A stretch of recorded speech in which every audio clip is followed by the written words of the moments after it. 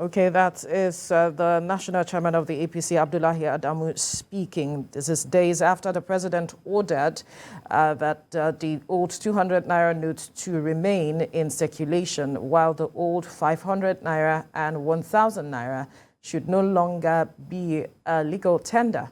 It has been one protest after the other. Long queues are seen at the banks, and it has increased the hardship on many Nigerians. The governors of the All Progressives Congress are not also happy with this decision, as they have insisted that the governor of the Central Bank of Nigeria, Godwin Emefiele, and the Attorney General of the Federation, Abubakar Malami, obey the Supreme Court.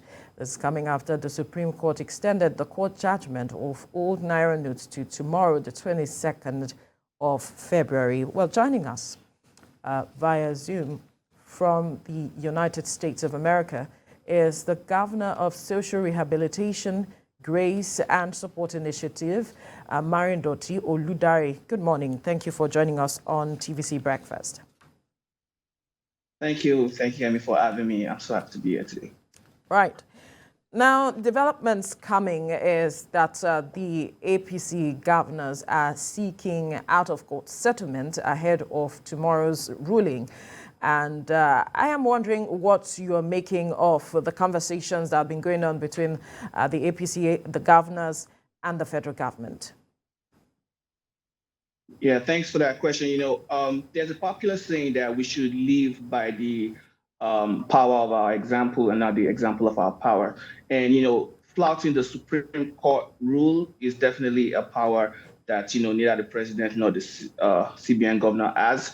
But I think this negotiation actually gives everybody a middle ground whereby there's no victor or no vanquish, and everybody can seem to be, trying to obey the law. Because, there was one thing and there's one thing that I really feel like we need to also talk about in terms of like even the premise, because a lot of people have tried to say maybe this policy is, a good one. From my own perspective, and I'll try to explain it, I think the premise of this old policy is flawed ab initio. A lot of people have suggested that maybe the president was lied to, was misled. Well, I think there is a proof right now that the president was misled, because during the CBN governor's speech with the members of the diplomatic committee, he told everybody that he asked the president if he knew why the money in circulation more than doubled. And then the president said, I don't know. And then he told the president it was because of the EFCC chairman cracking down on suspicious, transactions. But here is the true number. The value of the money in circulation in 2015 is actually worth more than the value of the money in circulation right now. It's actually worth about 41% more if we use 750 as the exchange rate. If we use 650, it's worth like 31% more, because the exchange rate then was 200. Right now, it's between that number. So that means that the purchasing power of people has actually reduced. The people, because when you convert it to dollars, 90% of everything around us is imported. So we have to be able to, that is the, wait for us to understand it. So it's not like there's any pressure on, on commodities. So even when the what's it called, CBN governor was talking about, reducing the velocity of money circulation or reducing the pressure on supply, he is wrong, because the people don't have as much power as they used to back then. So like I always use this example. When I was a first-year medical doctor, I could buy a brand new iPhone with my 1 month salary. A first-year medical doctor earning the same salary right now would have to save up for 4 months. So where is the pressure on the iPhone? It is non-existent. The source of our problem is this currency, foreign forex management strategy that the CBN has used. And I feel like, so I don't know if I have the time, but I feel like if you can go to the crux of this problem, it will help us gain understanding. Because this problem, when it started in 2014, what was happening was that the Saudi Arabia and the US oil producers were in a battle. The Saudi did not want the US oil producers to be able to make profits, because they needed oil to be selling for like $88 per barrel. So they told every one of us in OPEC to increase the supply of oil, crashing the price to about $50 per barrel. And that was when our money went down. And when that occurred, instead of Nigeria to have done what Shiwaju Bola Ahmed Tinubu did in Lagos and re-engineer the finances of Nigeria and take advantage of that disadvantage by encouraging foreign investors because their money is now worth more, so they will be more than willing to come and invest. We came up with a knee-jerk reaction of this currency control. So, and that is the reason why foreign investors don't want to bring their money into this economy. So the whole premise of there are people, no, the money in people's homes, it was 78%. The president told us on Thursday in 2015. It has grown to 85%. But the value of that money, what they can do with it, the value, if we convert it to dollars, if we use even 650, it has dropped by 26%. If we use like, 750, it has dropped by 35%. So everybody just need to call a truce and understand that this was not just well thought out, and this policy is actually bonkers. They didn't even do a redesign and currency swap. They did a Naira repainting and currency and cash confiscation. It's not even when he was talking about money supply, all cash is money, but not all money is cash. Cash represents just about 6% of our, money supply. So there's no need to put the simple traders who are trying to just go about their business into problem. A friend of mine who owns a lag rice milling company in Lagos said he has been waiting for his bank manager to give him just 20,000 naira for like 2 weeks. He can't find it. So this whole policy, I hope the cooler heads prevail and the president, because this was the same president that when he lost election 3 times, he went to the courts to seek redress. So why should he not want to obey the Supreme Court order? I believe that the president added under bad advice in good faith. He did not intend, because the president seemed to be like a good mini man, he did not intend to flout the Supreme Court rule. But that is what has occurred. And I feel like, the Supreme Court should actually also set a precedence, not because of what the president has done, but because of what the next president might do, so that people know that the Supreme Court orders are sacrosanct. You don't obey them. What happens even if the Supreme Court sees the case in favor of the president? Okay, so when you're saying the Supreme Court should set a precedence, what are you saying? Well, in more mature democracies, what the president has done will be tantamount to gross misconduct, and maybe articles of impeachment would have been filed by the legislative arm, but that's not going to happen. But I believe that the Supreme Court can still, when the president's immunity is over, hold him in contempt, give him a suspended sentence, just to set the record straight, just so that the next president knows. So the president is not going to be, put through any trouble, but it is going to be documented so that the next president knows that a Supreme Court order must be obeyed, because we can't allow our nation to degenerate into banana republic. There is a rule of law. The president took an oath to uphold that law. So when if the president does not want to obey the Supreme Court, what does he want the Osun State governor to do if the case does not come out in his favor? We need to live by the power of our example, not the example of our powers. All right. I wonder what you see as because you talked about this precedent that is being laid right now by not honoring or respecting an order from the Supreme Court. What consequences do you see going forward for government to show any sign of not respecting or adhering to a ruling of the Supreme Court? Yes, the problem is that if this goes unaddressed, then the next president that is precedence already. So if the next president flouts a Supreme Court order, then it will be a whataboutism. What about when President Buhari did it? Nothing happened. So nobody is talking about punishing the president right now, but it's just about setting a clerical record, just something on the books, so that people know that our democracy, this is how we operate. Maybe it's because I'm young and I'm ruthless, but this is what I feel. I feel like everybody has to obey, the ruling of the law. We have to show that we respect the law. The Supreme Court are not even ruled. So if the president will not respect an interlocutory injunction just to hold up, what will now happen if the Supreme Court sees the case against the federal government? We cannot afford to allow that to operate in our democracy. I'm pretty sure the president did not mean to do that. He thought he was trying to make, the situation go, that was the tension. But when you withdraw about 90% of the currency in circulation, because 200, 500, and 1,000 represents 90% of the value, and you only make available, you only printed 400 billion, so that means there's like a 7% shortfall. People are really suffering. Like all my family members, I I just feel for them because I don't know what I will do or how I will feel if I have worked, I have earned money that is not even enough for me. So, but even that money that is not enough, I don't now have access to it. It is an undue, untoward suffering that we have put Nigerians into. And that's why we took the CBN to court, because we also want that to be established, that when the CBN governor said on November 23rd, 2022, that your money will be useless in your hand, that's all.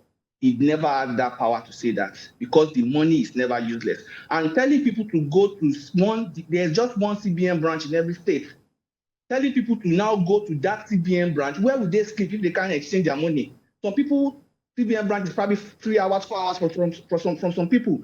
The CBN disburse the money to them through the CBN. So why is the CBN trying to receive it only through the CBN? It just does not make any sense. It is an asinine idea. It's just bonkers. And I think this is what happens when people who are not that the very intelligent of us are making decisions, because they won't think it through. They won't think it deep. So a lot of the pitfalls that they are falling into right now, they never even anticipated it. What were you thinking when you withdrew 400 billion and you could not make available at least 80% of that? So that's why I feel like the Supreme Court needs to make an example of everybody that it deemed held it in contempt, because this is essentially contempt of court, and there's no prevaricating it. We should not sugarcoat it. It is what it is. For us to be able to secure our country for my generation and the generation after me, the Supreme Court, I think, needs to hold its ground. But now that the governors are, its law. but now that the governors are looking for out of court settlement, what do you make of that? How is that going to change, or what will that do to the matter on the ground now? I think that out of court settlement is just for the benefit of Nigerians in general, in order to because the president has gone this far, a lot of things have occurred, so everybody's good to find a middle ground and go without, like I said, having a victor vanquish. But that does not erase the fact that the Supreme Court order was not followed. So it is just about, because the Supreme Court, like it was said by, I think, Benjamin Franklin, that the Supreme Court is the weakest arm of the government, because it does not have the military to enforce its rules. It's not like it has never been done before, but it was not out of like blatant, flat out, disregard. I think Andrew Jackson did it, the 7th president of the United States. But the way he did it was that he failed to enforce it, because that one he needed to go out of his way to enforce it. This one is just essentially the Supreme Court telling the president, let this money circulate until we decide. And he gave a speech that was directly antithetical, maybe not 100%, but it went against it. So I think the only way we can settle this is for the Supreme Court to, nothing is going to happen to the president. He's not going to be punished or anything, but he should set, at least, even if the next president, which I'm sure will be Asiwaju Bola Ahmed Tinubu, grants a pardon, we would have known that the Supreme Court made a move, so that there will be that right precedent set that nobody is allowed to be above the law in Nigeria, in the Federal Republic of Nigeria, because we are a federating nation and we respect the Supreme Court, whatever they say. All right. Now, we've seen in parts of some of the states, the last 2 days has seen some protests from youths. In fact, yesterday in Ogun State, particularly, narrowing it down to Shagamu, we saw some protests where young people burnt tires, attacked banks, destroying things and vandalizing property here and there. We've had this in the past in Oyo State. We've had it in the past in Delta and Edo State, and so on. Although that has simmered down, but what do you make of youths who are frustrated, taking the laws into their hands as a way of displaying that or registering their displeasure against the Naira redesign? Yeah, I think it's so unfortunate because while you can sympathize with someone who has been essentially swindled to deposit all his life saving in the bank and now has to live in penury, you can never justify violence or destruction of property. And I feel like, if we had a better security structure, which is part of what Ashwadi been fighting for, I think it would be easy to hold those youth accountable. Everybody must be held accountable. Yes, you are allowed to protest, but it has to be peaceful. You don't have the right to destroy properties. I just hope, and I'm trying to plead to the youth right now to please, hold their nerves, grit their teeth, and just let us keep the peace so that the plots and the machinations of the evildoers who are benefiting from this status quo does not materialize. Because what they are trying to do is incite people to violence so that maybe the election will not hold or something. No, if we can just this what's got decision is obviously politically motivated, and after they have lost the election, which they will lose, they will have no choice because they would have lost. So this money is going to come out. The Supreme Court is going to make the sensible judgment. The preparedness from and Sam, if you can think about this, the preparedness of the reasonability of the time, Nigerians did a very great job in putting money back into the banks. We did a very great job. I think it's about 90% or something that has been taken back to the bank. It is the bank that did not do a good job at swapping or replacing our money. So the reasonability of time argument that we are actually even trying to argue in our case is that it is that the bank did not give itself a reasonable time to even implement this policy, let alone for Nigerians to respond to it. So I want to implore the youth to please just let us stay calm. If they like they hide the petrol, if they like they can hide the money, we are going to vote on Saturday and we are going to elect the right man for the job, which is Asiwaju Bola Ahmed Tinubu. And I must say that because the reason why they are trying to do this is because they know that he will not get in bed with them. They know that their long-standing, scheme has come to an end because there's a man who is smarter than them, who is going to outwit them, and who is going to rescue Nigeria from their snare. Because this is like Nigeria being in the snare of the fowler. It's going to rescue Nigeria. So that is why they are trying this last kamikaze move, but it is not going to work. And we should not play into their hands. We should not give them the violence that they want to cause the chaos.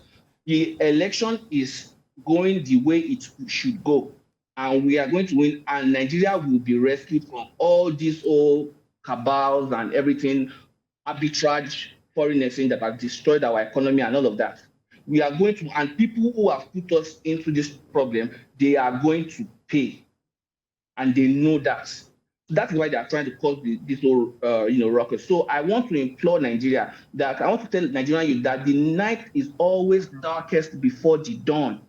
So we are in this dark night right now, but dawn comes after we elect Asiwaju on February 25. So we should not allow any of this. I know the pain is real. I can't even imagine it. But please let us just stay peaceful because that is the only way we can achieve the growth and the prosperity that we want. Whereby people like us outside the country can come back home. And because home is where the heart is, everybody wants to come back home. We just need sanity. And sanity is on its way. So please don't let us use this, pain, like the Yoruba people would say. Don't let us use a small fart to destroy a good buttocks. Sorry for that explanation, but that's what I want to say. So please let us hold on. We are going to have prosperity. Nigeria, there is a change coming. Right.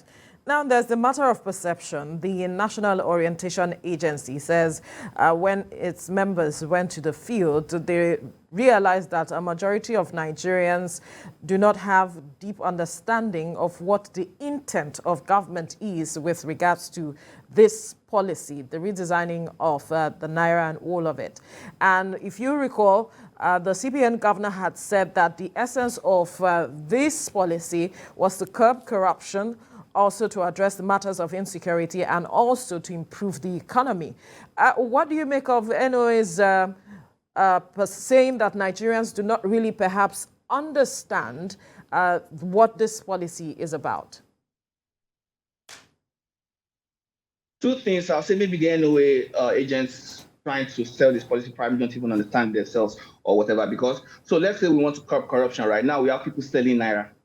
We have people hoarding Naira, because that is what happens when you create a scarcity. So we have actually created an avenue for corruption. POS right now, you want to withdraw money, you have to, withdraw, pay 20% on whatever withdrawal you want to do. So whatever corruption is in the system, there is no proof of it. They did not even get their onions right. A lot of times when they do this kind of a thing, they will say it's because they want to get people who are not paying taxes or something, And what's it called? When it comes to insecurity, there have been protests right now. Protests that would not have occurred without this situation. Now you are telling people to bring out the money that they are secretly hidden in their houses to to the public to exchange. So people who have significant sums of money that nobody know about, now they might have been, if we had good data in Nigeria, there would have probably been an incidence of theft and robbery and all of that as a result of this. And so it does not even make sense when they are talking about banditry. A lot of the people who make illegal money that way know how to hide it. They don't keep those money in cash. After they've split it among themselves, it's a cabal. So if they are collecting 5 million, they have split it, they've known how to hide it. They would have, so the money is already in the system already. Even when India tried to do the same thing to say they want to mop out black money, they redeemed 99.3%. So that means it failed. So it does not cover any security. And when it comes to economy, the CBN governor said a lot of things. He said he wanted to reduce money supply when cash just represents 6% of the total money supply. 6% of total money supply is maybe significant, but it's not that significant. And when he was talking about reducing velocity of money, I had to go, I'm not an economist, I'm a doctor. I had to go and read about it. Reduction of velocity of money is associated with economies in contraction or recession. Also, when it was and this thing has also crippled businesses. People selling how that is worth 400,000 naira for 300,000 naira. The governor of CBN Bank is calling it deflation or implosion. People that are selling, Aboki that is selling 3,000 naira suya for 1,000 naira because he does not want his suya to rot on his tray. The CBN governor is calling that deflation or contraction of his business. Where will he see the money to replenish it? So all the premise is flawed, and especially the fact that the money that is in circulation right now is worth a significant lot less than the money that was in circulation back then. It's throws, a big curveball in all their premises. The premises, it does not have a standing economically, and that is why a lot of serious economists wonder why, because it's so impossible. They are trying to do some economic acrobatics to justify this action policy, but it does not even make any sense. When you want to, in advanced economy like the United States, when they want to reduce, pressure on supply, what they do is increase interest rates. And the reason why that one is even able to work is because they live in a credit-based economy. We live in a credit-based economy. So when you increase interest rates, you reduce people's likelihood to want to purchase, but you want to do it in a marginal way so that you don't even destroy consumer confidence and negatively affect your economy. So this whole premise that the CBN governor had given wants to reduce velocity of money in supply. He wants to reduce money supply. So when you reduce money supply, you don't want people to be making money. After your policy, your forex control strategy had crippled and devalued the money in the first place. You are now, after you have caused an economic recession, you now want to cause an economic implosion. It does not make any sense. It is not, they should not try to sell us smoke They should not try to process some cow dung for us and call it for us corned beef. No, it is still cow dung, no matter how much sugar or salt or maggi you put on it. Cow dung is cow dung. Don't process it for us and say that it has an economic benefit or what have you. No, it does not. So I want the Nigerian youth to, it is just simple. Just from the fact that the money in circulation right now, that 3.23 trillion that Emefiele laws talk about is worth at least 31% less than what it was worth in 2015, shows that it is bonkers. Even if you use the government's total exchange rate of fake exchange rate of 450, it is still worth a lot less. It is still worth maybe 5% or so less. So you have not created any economically sound, sensible policy. It is just based on, this is the same person that tried to run for president, for the seat of the president, and went to court to ensure that he could run. So we know that he is a politician in the CBN office. So it does not make any sense. And he had deceived the president, and he told us unwittingly, I guess, how he did the deception. Because the EFCC president, chairman that he was saying was responsible for the money in outside the banking vault was just appointed in 2001. So the president could have asked him that what was the currency in 2001, in circulation in 2001, what's the currency now? If this guy is truly the reason why there is much more money, cash in circulation or outside the banking vault. He gaslighted the president. All right. That is essentially what he did. And he even had the confidence to talk about it. All right. As it is, the interim order given by the Supreme Court, we expect to hear from the Supreme Court today, 22nd, or is it tomorrow? Sorry, I think it's tomorrow. Yes. And what scenarios do you see playing out from the whole redesign, availability or none of it, of the currencies and so on? What do you see going forward? Well, what I see, it's so obvious because the way this what we call policy has been rolled out is so abysmal based on the CBN's own, performance. So the court, I'm sure the judges are human beings too. Even they themselves don't have access to cash, and that is how they are going to make the decision. So I don't see the federal government, having any good case to stand on here. That's why the only argument they could make was an argument of jurisdiction. The state government has the jurisdiction to take the federal government to the Supreme Court. We even took the CBN to the High Court. So they don't have any case. And when we took them to the High Court, they were quoting the Decimal Index Act in defense of their case. That was the act that changed pounds to Naira when they were converting shillings to kobo of 1971 under military rule, when we are operating under the 1999 Constitution. So the CBN and the federal government, they don't have the case. So I think the best way for everybody to save face, which is also important, posture is important in politics, is for there to be an out-of-court settlement. And that is what the governors are extending to the federal government. They are extending them an olive branch that please take it. Don't let us have to win this case in court.